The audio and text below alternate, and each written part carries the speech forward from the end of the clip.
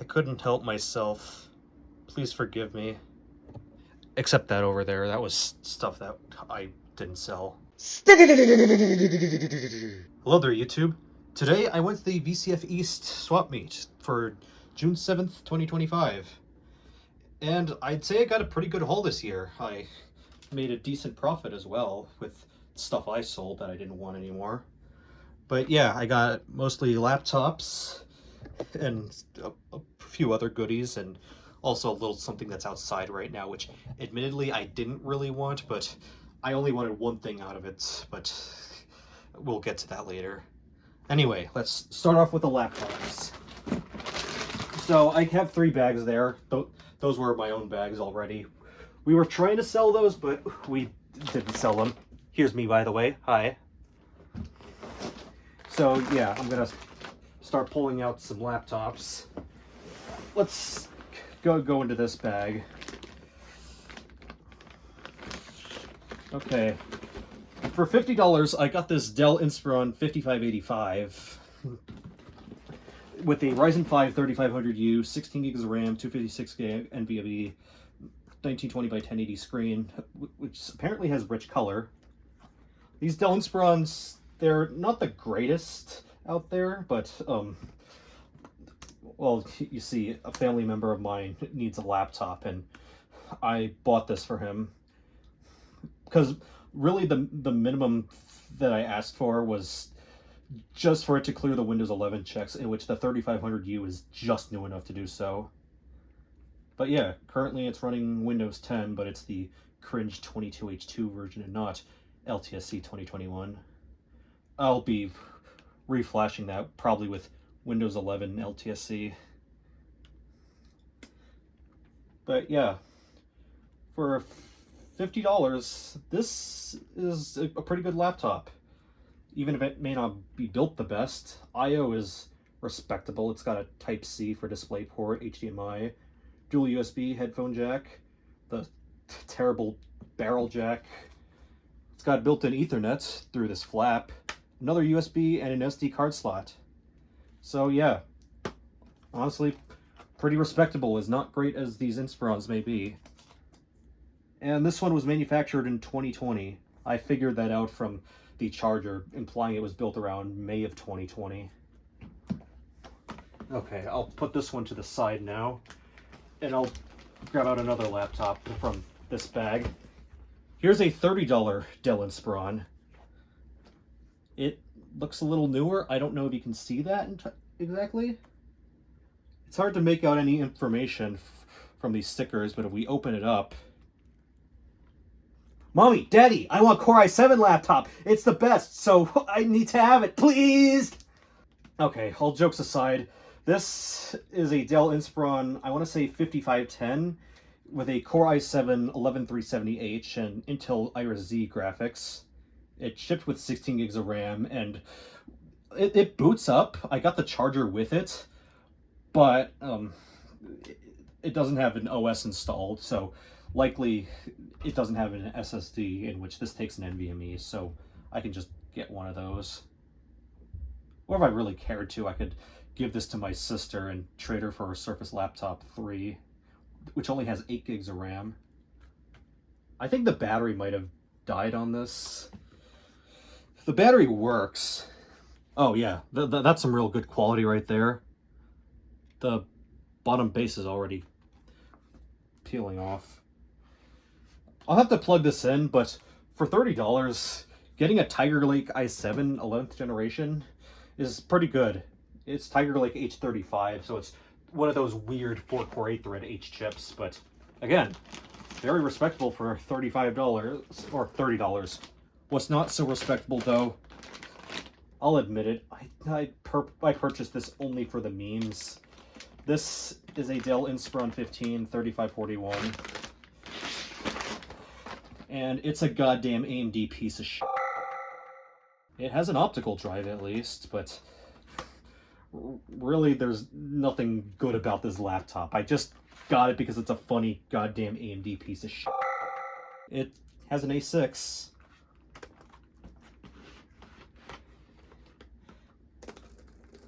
Keyboard is Alright, I guess. I don't think the battery is charged. Oh, wait, it is. Okay. Oh, oh no. Big bezel. Big bezel. Unacceptable. Yeah, this laptop's mere existence is less acceptable than that bezel. Oh, it's already signing in. This has a 1 terabyte hard drive, so it's probably slow as hell as well. Really, I just got this laptop for comedy purposes, not to practically use. But also, because I guess I could try to find something to do with an AMD A6 6310. Like, experience just how horrible it is. At least it's a quad-core A6, albeit 4 very slow cores. But it's not one of those dual-core A6s, at least. But yeah, I'm gonna shut this, or yeah, I'm gonna shut this down. I'm not gonna go into the BIOS for now. Oh yeah, there's also some light bleed from here, so that's amazing. TN panel, but it's touchscreen at least. Doesn't flip over on its. It's not a 2-in-1, but it has a touchscreen, which I guess is a redeeming quality, maybe. Oh no, this was $40 initially? Yeah, no, nobody was going to be buying this for $40, not even for the funny. But I guess $10, there's worse things to spend $10 on. Oh yeah, right, I should stack these laptops. They're not heavy, so I'm okay with doing so. Okay, I'm done with this bag here. Now I'm going to go into the Dell bag. And this was actually my first purchase of the day, if I can get it out. This is a Lenovo ThinkPad W530. Specs are right here. i7-3720QM, 8 gigs of RAM, 128 gig SSD, Windows 7, Quadro K1000M, 1080p screen, bad battery, $30. Now, my good friend and YouTube user, the electrical outlet, was also at the swap meet with me, and he also got one of these W530s. Same price, same specs, but in better condition than mine. He got it before I even got to the swap meet, so I got him to secure it for me, so thank you, electrical outlet, for that. And also, thank you for buying my ThinkPad 500. But yeah, this, being a W530, is one of the great ThinkPads ever. T430, but better, really. Well, okay, it's 15 inches. Okay, manufactured June 2012. This is probably an earlier production W530 from that alone. Windows 7 Pro OA for Lenovo. August 2012. Yes, this one predates Windows 8.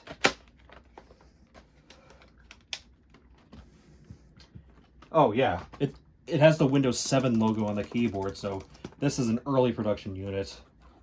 It's a little well loved.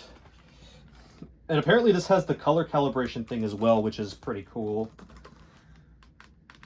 But yeah, I've wanted a better Ivy Bridge laptop than a 14-inch business thing, and this will probably fit the bill very well. Overall, I'm glad I got that W530. Also, I got chargers with all these laptops. They're just off screen.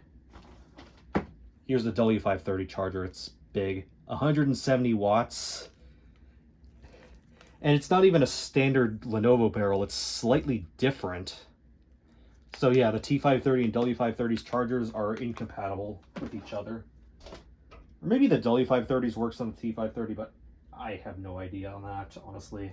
I'm not familiar with ThinkPads post-2010, so this is really my first post-2010 ThinkPad that isn't the X130E. Okay, next I'm going to pull out the laptop from this Gateway bag. This came with my Gateway Solo 2150 last year. Alright, are y'all ready for this? Oh, it's kind of wrapped up. Let me unwrap it real quick. Oh, God, this thing is heavy. LGR and the boys were not kidding about this being a beast. Oh, sticky rubber. I hope I'm getting all this on camera. I'm gonna move these laptops out of the way. Ladies and gentlemen, this is it. This is the original Dell Inspiron XPS from 2004. And it's got a sticky rubber lid. It's the Ohio laptop. Skull emojis. But yeah, this thing is absolutely ginormous. I wonder what this slot here is, but this is a typical D-Bay slot. It uses the same optical drive as my D630. This part was... Oh, this is a replacement part from July of 2006. But yeah. This one shipped with Windows XP Home Edition. Dell Inspiron. It doesn't say what model Inspiron it is, but it's an XPS. Shipped with Home Edition. Service tag probably doesn't work anymore, but surprisingly the battery still holds a charge. Oh, it's fully charged even. I don't know if I got that on camera. Let's see how worn it is. Not worn at all? What? Ugh. I'm gonna try to release this battery and figure things out. Actually, no, I'm not gonna try to release the battery for now. But what I will do is that I'm gonna open this up, albeit very carefully, because the hinge on this is a little weak.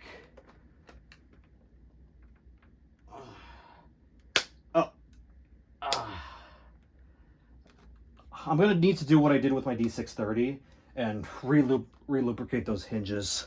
I do not want this snapping, but yes, for all intents and purposes, this is a Dell Inspiron 9100, but it's the XPS version, so it's fancier, higher spec. This has the Mobility Radeon 9800, which is actually based on X800, but on AGP, so R420. It's a little newer than a 9800. 2 gigs of RAM, 120 gig hard drive. Damn, this thing is baller. And guess how much I paid for this? $50. The dude was originally asking like $75, but I talked him down to $50 and he took it. And honestly, because these things are so rare, that is actually a steal. Even though I wouldn't normally pay $50 for a laptop this old. Actually, do I really want to put this on top of the W530? Given how stupid heavy this thing is. Nah, ThinkPads are indestructible. It'll live. So yeah, let's power this on and hopefully you can see the screen.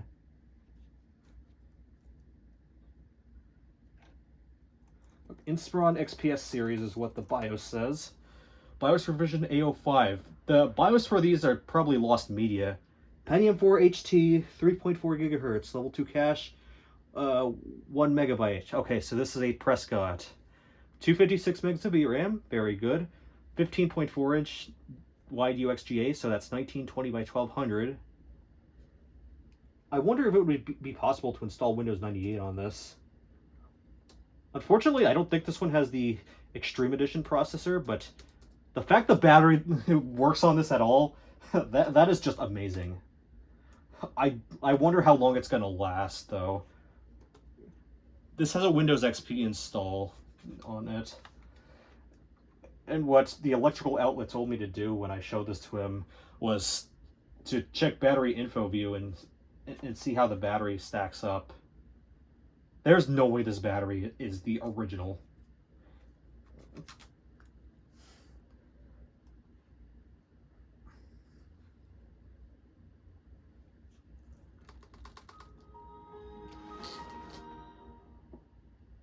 Okay, the speakers were being a little quiet, but it looks like the large theme is being used, because frankly, why would you want to be using the regular size on a screen this small?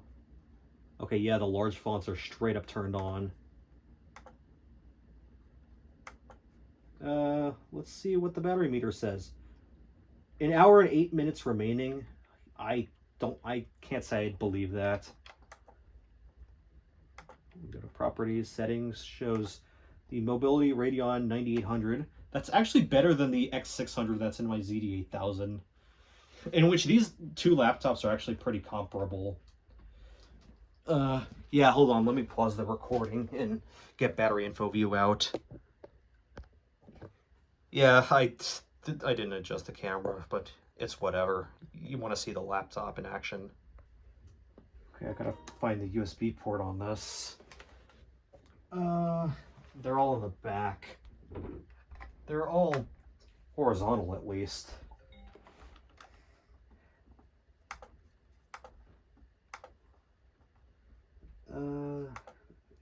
Gotta wait for it to pick up my flash drive, which is actually a micro SD card, but whatever.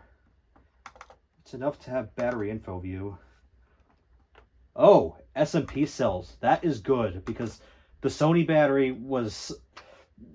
batteries for these were notorious for exploding and catching fire. Full charge capacity is 95,470 milliamp hours, and design capacity is 97,680. Dell battery. There's no way this is actually the legit OEM battery that shipped with this brand new. This laptop is from, like, what, late 2004? There's no way that the battery still works in this. The ZD8000 batteries never worked. Mine didn't ship with a battery to me because it was taken out to save space in the package.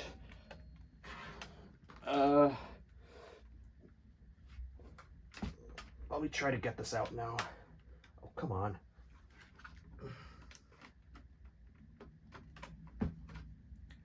Oh, here's this big-ass battery.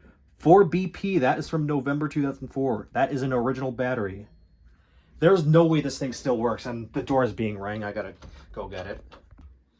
So the fact that I got this as high spec for $50 with the original working battery, with SMP cells, and not being worn at all, this is just impossible. This, hands down, has to be my best find ever. As long as I don't break those hinges when I'm relubricating them. But I have 3-in-1 oil that I can apply to this. The keyboard is alright. It's just your typical Dell keyboard from the era, though. So replacements shouldn't be too hard to find. This, I believe, uses the same keyboard as the Inspiron 8500 and Latitude D800. Maybe some slight differences here and there, but it should be compatible, because for all intents and purposes, this is just a D800 on super, super, mega, ultra steroids. I'm not going to close the lid to this, but I will move these laptops, leave this one open, move the W530. I have my T400 on my bed right now, so yeah. Is that every laptop I got? I have a feeling I got one more. No, that's all 5 laptops I got. Now time to start moving on to miscellaneous bits and bobs. 16 gigabyte DDR5 RAM module, 6400 mega transfers per second, CL32. I paid $20 for this. That is quite a good deal, since I'm looking to get onto Socket AM5 eventually, and this will be a good test module. Or hell, I could just buy another one of these if it's cost effective enough, and I'll have some good RAM.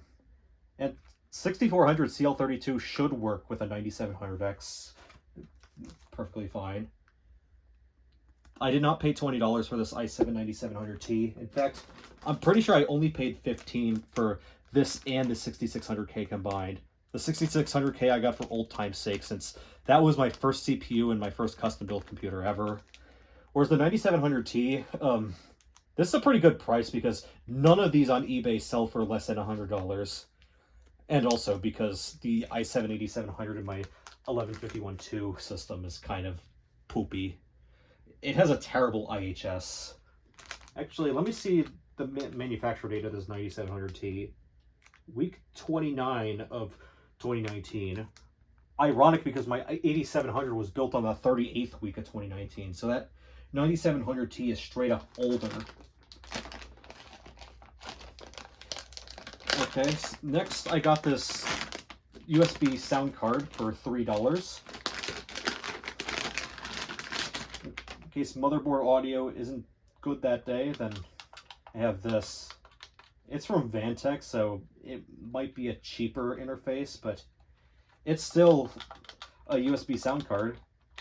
it might still be better than your typical motherboard audio. So for $3, can't go wrong.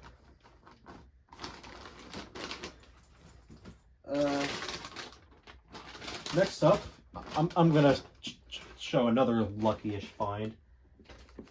This is an ASRock 775 i65G R3.0. Supports Core 2 Duo with the newer sticker. So this has to be from at least 2009. It has the Intel 865G chipset from 2003. DDR1.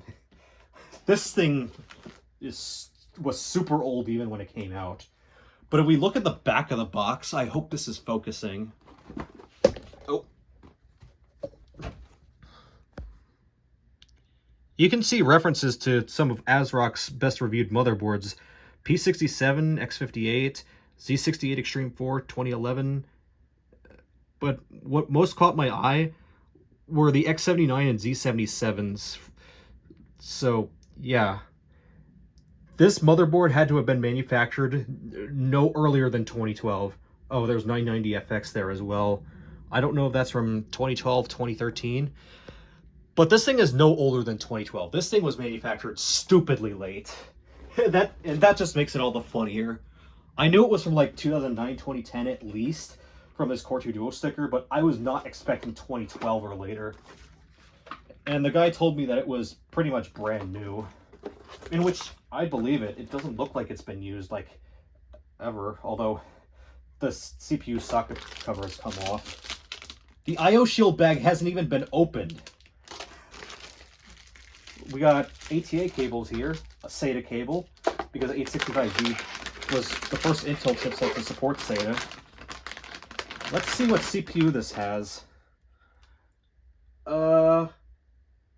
Core 2 quad of some sort. 8 megabytes. I'm guessing that's a Q6600, in which, yes, this board does support a Q6600 and Core 2 Duos that are 45 nanometers. So the best CPU you can put in here is either a Q6700. Maybe it'll take a Quad Extreme from the Kedsfield generation, but I wouldn't trust it with a motherboard this poverty. Or, and this is a big or maybe it's not really big or, it can take 45 nanometer Core 2 Duos, mostly from the E7000 series, but I think it'll run the E8000s at lower clock speeds. And this has RAM in it as well. That is, two 1GB modules of DDR1. Baller. Yeah, they're the two SATA ports. Sad that some socket AM5 motherboards only come with this much, and full ATX ones at that. As for AGP graphics cards, I don't have very many. My best is a 9600 Pro, but that would just make this all the funnier. Although I genuinely do wonder when this motherboard was manufactured or especially sold. AMI Award BIOS 4607. Okay, this shipped with version P1.00. Again, I genuinely have no idea how new this motherboard is, but this thing was stupidly old by 2012. That just makes it all the funnier. Oh, guess how much I paid for this motherboard? $10. And that $10 was not just for this motherboard, but another thing I got as well. Let me close this. And I'll bring this over here. That $10 also included this EVGA GTX 650. I can't wait for Budget Build's official to make a video going on about his revisionist campaign with Kepler and how the GTX 650 was always good, and so was the AMD FX 4300. You guys are just mean. Oh, this is one of those stupid 6-pin variants of the GTX 650. I don't think this is even a TI, but it's just a GTX 650. I mean, is a graphics card. I mean, for $10 for both of these, I'd say I did pretty good just for the motherboard alone, because that motherboard, that thing is a gold mine. And it is a unique pile of sadness. Not even like my Vio, but way, way different. Next, for $5, I got this Power Color AMD Radeon R9 280. So basically an HD 7950. I believe this can be flashed to a 280X, so basically a 7970. So yes, this was the great GPU ever before the GTX 1080 Ti took that place. I don't know what I'm gonna do with this R9 280 just yet, but it'll be good to have around. It'll be good to have fun with. Oh, and it'll probably be a good ultimate Windows XP card if I ever decide to do that for some reason, but I can't do it with this motherboard because it's AGP. AGP is a pain in the ass, but for this, it's comedy gold. Okay, I got this from the free pile, this Corsair bag. It's mostly just modular cables. I don't know for what power supply. I want to say it's for a Corsair of some kind. 3400413. I'm pretty sure it's for a Corsair power supply. I don't see why it wouldn't be, considering it's Corsair bag. Got an IEC power cable as well. But also, what made me take it, there was a PC speaker in here. Now that I'll attach to my motherboard, whether it be the future AM5 or the current Asus H370M that I have. Yeah, that was from the free pile. Oh yeah, chargers for the laptops. 45 watts, this is for the Inspiron 5585, the 3500U one. This 65 watts, 578, this is for the goddamn AMD piece of shit. I think that's a full-size barrel as well. And this 65 watt, which uses the tiny barrel, 19S, this is for the Tiger Lake Dell. Actually, maybe I should plug in the Tiger Lake Dell and figure out if it has an SSD.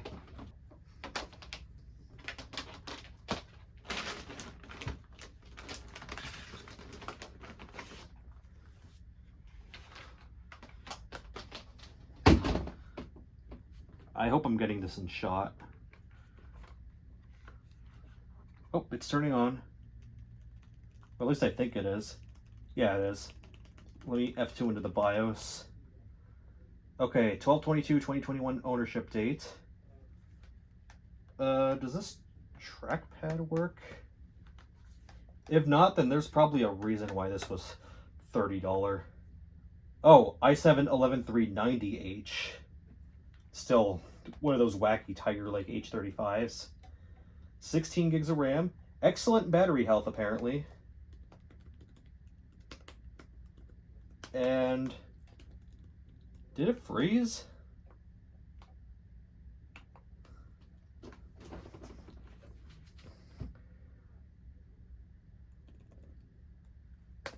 Okay, the battery works. Okay, this is a 5510.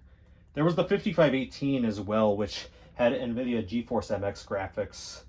But this one's the 5510 with the Iris Z. Oh, I am totally smart.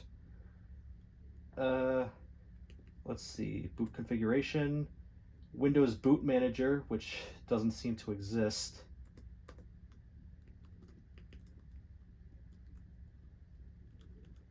System logs.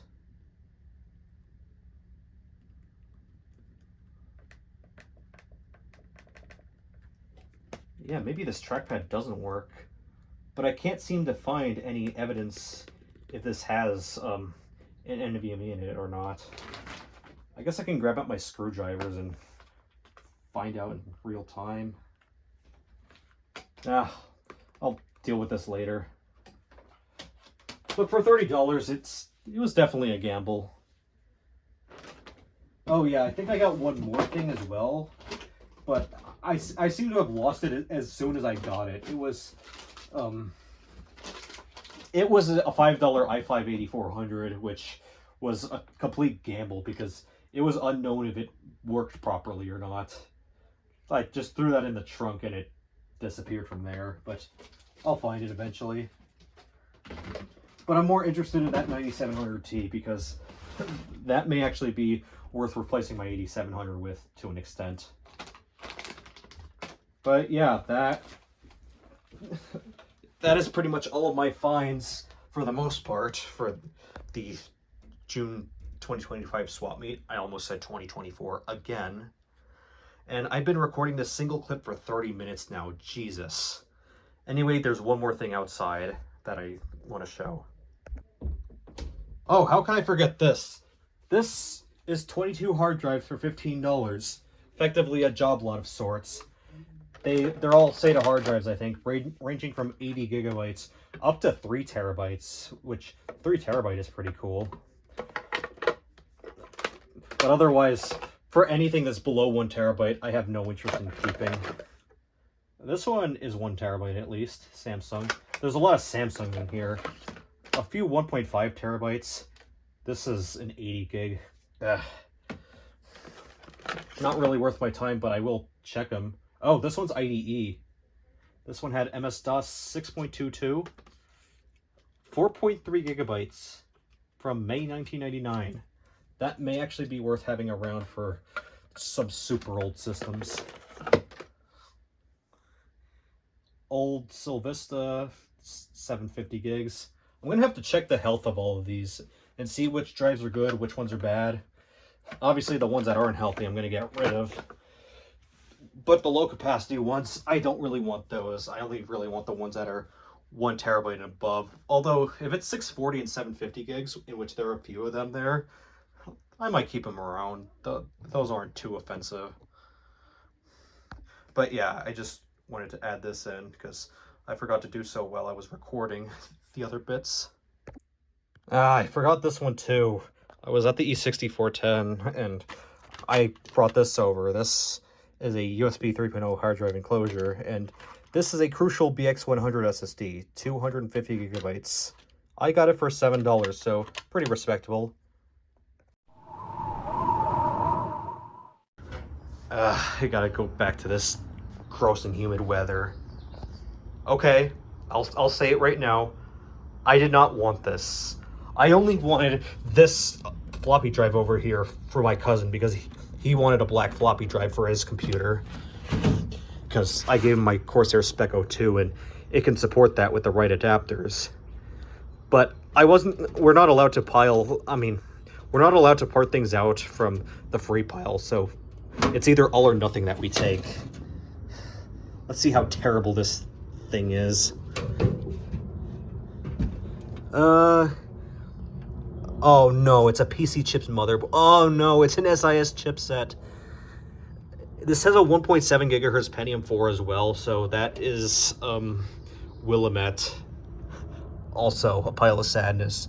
There's a GeForce 2 MX. That's not too bad. Okay, that's the 2MX vanilla, so it's not the MX200 at least. There's a hard drive there.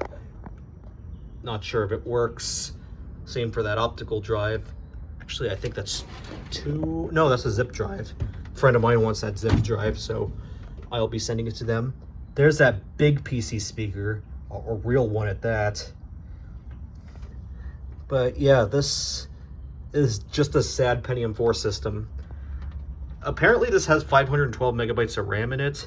It seems to have 4 RAM slots, but I have no idea what kind of RAM this uses. This is just some random PC chips motherboard. And not even a good one at that. Not even worth saving. Although, there don't seem to be any bad capacitors at least, so that's good. Oh no. Don't tell me that this doesn't have a P4 connector on the motherboard. This has got to be just like that Asus VIA motherboard that I had several years back. That didn't have a P4 connector despite having a Pentium 4. But yeah, I'll be taking the floppy drive out of this, and as for the case, I might reuse it. When I have my AM5 system purchased and built, then I'll probably move my 1151.2 stuff into this case and turn it into not exactly a terrible sleeper, but an alright sleeper. Although I'll probably be replacing the i7 8700 with the 9700T for the sake of thermals, because thermals on that 8700 are not stable. It may just need a de-lidding, in which I have a de-lidding tool from AliExpress coming soon. But the 9700T, that may be better in some ways anyway, since it's an 8-core chip, albeit it's 8-core 8-thread and not 6-core 12-thread. Also, this has front USB on the side. It's probably only USB 1.1. Also, there are the specs that were written. Don't really care for it, but maybe I'll save the GeForce 2 MX. We'll probably save that Ethernet card. The Win modem can go. The motherboard can go. This bomb can go. It has a P4 connector at least, but I don't want to risk blowing anything up. Okay, I got the side panel back on. As for the screw, I'm just not going to bother putting it back in. I'll just take it inside. This, for God's sake, this needs to be cleaned, but I'll deal with that later. For now, I'm just going to end this video and get to editing it. I hope you enjoyed looking at my finds. I sure enjoyed looking at them. I sure enjoyed buying that XPS and all the other goodies. But yeah, that's it for now. I'll see you guys in the next video. Peace out.